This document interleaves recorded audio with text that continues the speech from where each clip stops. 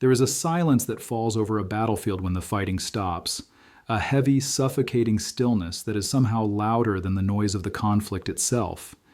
If you are sitting in front of your trading screens right now, or looking at the balance in your brokerage account, you are hearing that silence. It is the silence of a market that has just been decimated. It is the silence of a narrative that has been shattered. For the last 48 hours, you have witnessed a level of violence in the gold and silver markets that defies easy explanation. You have watched prices plummet with a speed and ferocity that feels personal, as if the market specifically targeted your conviction, your savings, and your peace of mind. You are likely asking yourself the question that haunts every investor in the dark hours of the night. Was I wrong? Did I miss the exit? Is the bull market dead? I am here to tell you that what you are feeling, the fear, the confusion, the urge to capitulate, is not an accident. It is a manufactured psychological state. It is the product of a financial machine that is designed to do one thing and one thing only: separate the impatient from their capital. We are going to walk through the wreckage of this sell-off together. We are going to lift up the debris and look at the structural beams underneath. And what we are going to find is not a market that has died, but a market that is undergoing a violent, necessary, and ultimately bullish transformation. We are going to dissect the mechanism of the crash, the ugly tool of margin, the hidden crisis in the Chinese trading platforms, and the massive disconnect between the paper price you see on the news and the physical reality of the metal in the vault. To understand where we are going, we must first understand what just happened. The media will tell you that the bubble burst. They will tell you that the smart money has moved on. They will tell you that high interest rates and a resilient dollar have killed the case for precious metals. These are lies. They are lazy narratives constructed by people who do not understand the plumbing of the financial system. What we witnessed was not a market top. A market top is a process. It is a slow, rolling euphoria where everyone from your taxi driver to your grandmother is buying. It is a period of distribution where the whales quietly sell to the minnows over months. That is not what this was. This was a shakeout. This was a liquidation event. It was fast, it was brutal, and it was mechanical. The distinction between a top and a shakeout is critical. A top marks the end of a secular trend. A shakeout marks a change of gears within that trend. Think of a car driving up a steep mountain. When the incline gets too steep, the engine strains. You cannot keep accelerating in fourth gear. You have to downshift. You have to clutch in, disengage the engine, and drop into a lower, more powerful gear to continue the climb. That moment of shifting, that momentary loss of momentum, the grinding of the gears, that is what we just experienced. The market is shifting from the easy money phase of speculative frenzy to the hard money phase of fundamental accumulation. And the transition is always volatile. We need to talk about the ugly tool that caused this violence. That tool is margin. Margin is the dirty secret of the futures market. It is the leverage that allows traders to control massive amounts of metal with a tiny sliver of cash. In a bull market, margin is rocket fuel. It drives prices higher than they should go, faster than they should go. But margin cuts both ways.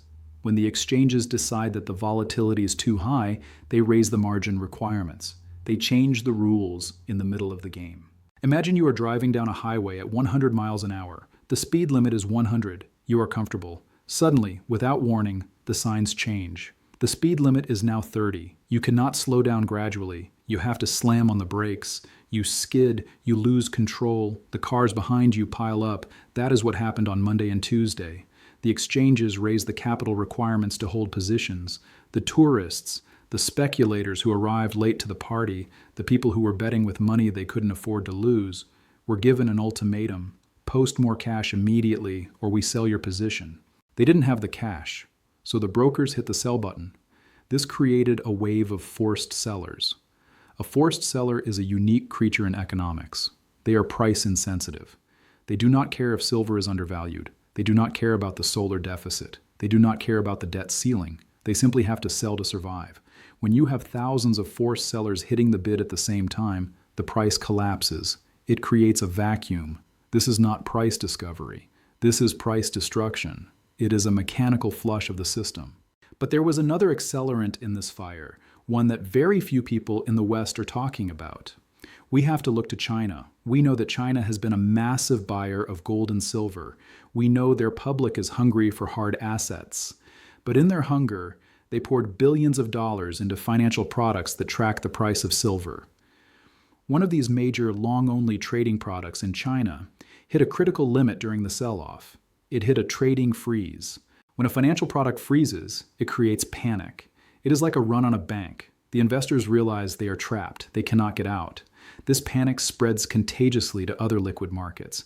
Traders in Shanghai, unable to sell their local silver positions, started dumping their international positions in London and New York to raise cash.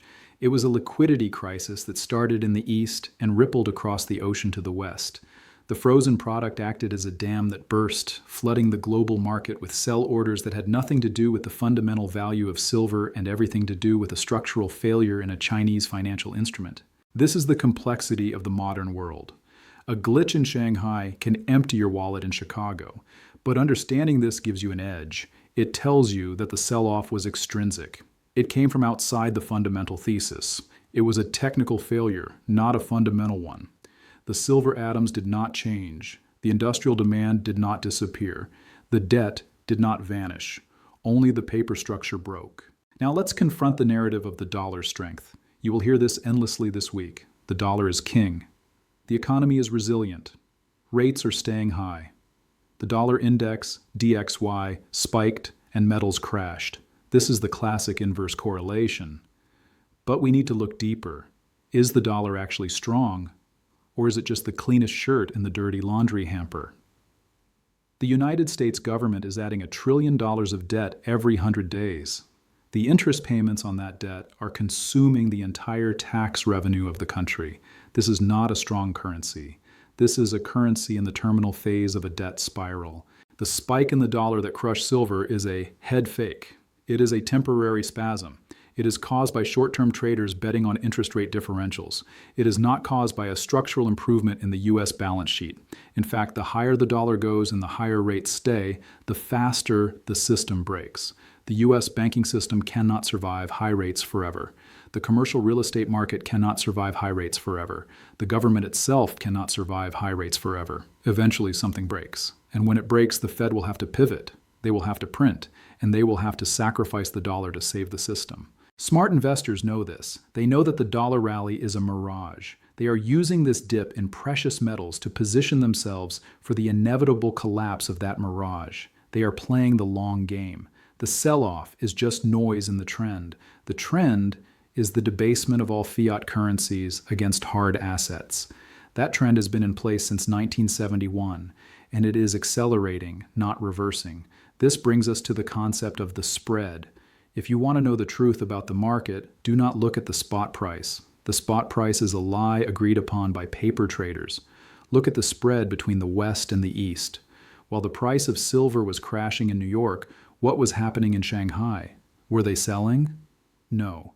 The premium for physical silver in Shanghai remained massive. They were paying 10, sometimes 15% more than the London price. This is the smoking gun. If the world truly didn't want silver, the price would be falling everywhere. The premiums would collapse. But that is not happening. We are seeing a bifurcation of the world. The West is selling paper. The East is buying metal. The West is trading a chart. The East is accumulating a strategic reserve. When you see this divergence, you have to ask yourself, who is right? The algorithm in New York that holds positions for milliseconds, or the strategic buyer in Asia who holds positions for generations? I bet on the physical buyer. I bet on the entity that takes delivery. Because at the end of the day, the paper market is a derivative of the physical market. The tail cannot wag the dog forever. Eventually, the physical shortage in the East will drain the vaults in the West. We are already seeing inventory levels at the COMEX and LBMA drop to critical levels. The smash in price actually accelerates this drainage. It makes silver cheaper for China to buy. It is a strategic error by the Western banks. They are subsidizing the accumulation of their geopolitical rivals. We must also talk about the psychological warfare being waged against you. The market is a mechanism for transferring wealth, but it is also a mechanism for transferring mental states. It transfers confidence from the weak to the strong. It transfers fear from the informed to the uninformed. When you see a red candle, your amygdala, the lizard brain responsible for fear, lights up. It screams danger. It overrides your prefrontal cortex, the logical part of your brain. You forget the debt. You forget the solar demand. You only see the loss. This is by design. The volatility is the weapon. If silver went up in a straight line, everyone would be rich. Everyone would hold it. But it doesn't. It bucks. It kicks. It dives. It tries to humiliate you. It tries to make you feel stupid for holding a barbarous relic. It wants you to sell at the bottom so that the smart money can take your position. Who is the smart money? It is the central banks who are buying gold at record rates. It is the family offices that are quietly moving out of bonds and into commodities. It is the industrial giants locking in long-term supply contracts. They are not selling. They are using this volatility to execute volume-weighted average price accumulation. They are buying the dip. They are thanking you for your panic. Consider the mining sector. The miners are the leveraged play on the metal. In a healthy bull market, the miners should lead. During the sell-off, the miners got hit hard, but watch how they recover. If the miners stabilize and start to rise before the metal does, that is a signal. It means the equity investors, who often do more deep research than the commodity traders, are seeing value. We are starting to see signs of a bottom in the mining stocks. They are refusing to go lower. They are building a base. This is a subtle but powerful hint that the worst of the selling is over. The certainty tax is a concept we need to internalize. People complain about premiums. They say, spot is $30, but the coin costs 35. That's a ripoff. No, it is not. The spot price is the price of a paper promise that might be broken. The $35 price is the price of certainty. It is the price of having the metal in your hand, with no counterparty risk, no delivery delays, and no financial shenanigans. The premium is the tax you pay to exit the matrix. And in times of crisis, that tax goes up. During the sell-off, we saw something fascinating. The spot price crashed, but the premiums did not collapse. In fact, in some areas, they widened. This means the dealers are not willing to let go of their physical inventory at the paper price. They know the replacement cost is higher. They know the paper price is fake. When the street price disconnects from the screen price, trust the street. The street deals in reality. The screen deals in fantasy. Let's return to the China ambition. The sell-off was partly triggered by fears of a slowdown in China, but also by the confusion surrounding their stimulus measures. But step back. Look at the big picture. China is not trying to destroy the dollar tomorrow. They are playing a game of Go, not chess. They are surrounding the dollar. They are building alternative payment rails. They are settling trade in gold and yuan. They are accumulating neutral assets. This demand is structural. It is not going away because of a bad GDP print. It is not going away because of a margin call in Chicago. China needs gold and silver to legitimize its currency on the global stage. They need it to protect themselves from sanctions. This means there is a put option under the market, a price level where China will step in and buy everything. We may have just tested that level. The structure of the market has been shaken, yes, but a shaken structure is not a broken foundation. The foundation is built on 3 pillars: debt, geopolitics, and scarcity. First, debt. The global debt bubble is the largest in human history. There is no way to pay it back in real terms. It can only be defaulted on or inflated away. Governments always choose inflation. Inflation is bullish for gold and silver. Second, geopolitics. The world is at war. Kinetic war in Europe and the Middle East. Trade war between East and West. Currency war everywhere. In times of war, paper assets are dangerous. They can be frozen. They can be sanctioned. Gold and silver are the only assets that cannot be canceled. They are the money of enemies. Third, scarcity. We have burned through the above-ground stockpiles of silver. We are consuming it faster than we can mine it. The ore grades are collapsing. The discoveries are drying up. The green energy transition creates a permanent, inelastic bid for silver. These 3 pillars were not damaged by the sell-off. They were not even scratched. The sell-off was a surface-level storm. The deep currents are still flowing in the same direction. So what happens next? What is the path forward? We are likely to see a period of chop. The market has been wounded. It needs to heal. It needs to rebuild confidence. We will see volatile swings up and down. We will see false breakouts and false breakdowns.